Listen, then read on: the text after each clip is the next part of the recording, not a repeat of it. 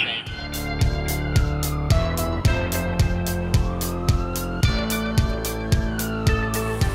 The St. Charles County Ambulance District, with support from area fire protection districts, just completed MCI hazmat training that took place throughout the month of May on the grounds of St. Charles Community College's School of Nursing and Allied Health.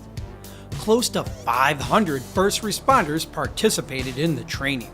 We do mass casualty training like this once a year so that we get our first responders in the mindset to make decisions that affects the well-being of a group of people as opposed to maybe one patient or two at a time.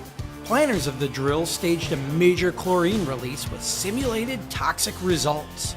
Yep, 2, 3. Today's scenario is based off of a carnival where there's a local pool nearby.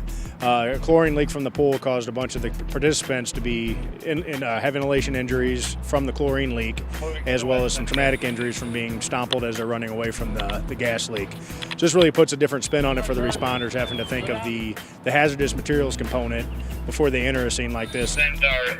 Our first responders put clinical and critical thinking skills to the test while removing victims from an unsafe environment, decontaminating them, and relocating those impacted to safe locations. Teamwork and cooperation among several agencies is critical in a scenario of this magnitude. We run calls every day together, minor calls to major calls. When you really throw the big incidents in there where you have multiple jurisdictions, multiple fire departments, 20, 30 paramedics, 20, 30 firefighters working together, knowing how to do it together makes the incident run smoother and the mitigation of it come much quicker. MCI training events like this one help prepare our first responders for unintended scenarios, and citizens can rest easy knowing that these agencies are prepared for any emergency situation that may occur. Ready? 2, 3. St. Charles County is very prepared for large incidents. We've had a set of equipment in our county for several years to help in larger incidents like this: mass casualty trailers, disaster response equipment, mass transport capabilities. Most counties in our area don't have that level of response that we do. We're very fortunate out here to have a great group of emergency response personnel ready for a bad situation.